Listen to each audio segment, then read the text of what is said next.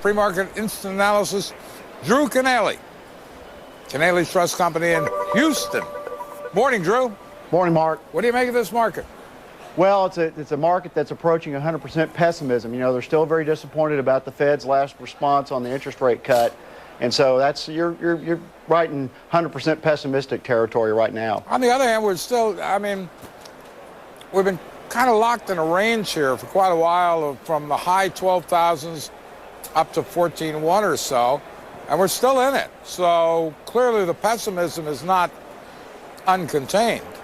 Well, what you're looking at is that they're trying to figure out where we're going to be, because where we are is fine. I mean, if you're looking at retail sales last month, month over month, they were twice expectations and up over 1% if you take out, you know, gasoline and automobiles. On a year-to-date basis, they're approaching 6%. So, and this is through November, so we're not talking about September GDP numbers anymore. We're talking about still a very strong economy. Yeah, and that translates into putting your money where in the stock market? Well, you still want to be in the market. You still want to be in those businesses selling abroad because the dollar's weak. And remember, as the dollar declines, it's 6 to 12 months before you really have that trade advantage. So there's still a long way to go for our exports. And some examples would be? Well, I mean, anything that's selling abroad, if you look at, you know, the Coca-Colas, the Caterpillars, you know, anybody that has that advantage, they're going to continue to do well. United Technology, General Electric, etc. Keep going.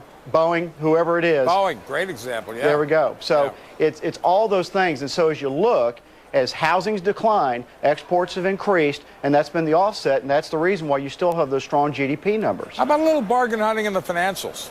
Yeah, well, give them some time, because there's still so much concern centering around the financials, and the Fed is still not accommodating them. Really, the Fed policy is still very restrictive when you think about what it costs banks to borrow money versus what they can lend it. It's still a very restrictive environment from a banking standpoint. Well, you want the Fed to lower rates some more? Oh, you bet. They've got a long way to go. What about the perking up of inflation that we've seen? The inflation is tied to two phenomena, neither one of which are a monetary or inflationary phenomena. They're tied to demand for commodities, which is just plain old strong economics, and the other one is tied to things like legislation that supports things like corn, which increases our food prices because we're burning our food in our cars now. All right, Drew, thanks a lot. Appreciate you sharing your thoughts. Thanks, Mark. Drew Kanaly down in Houston.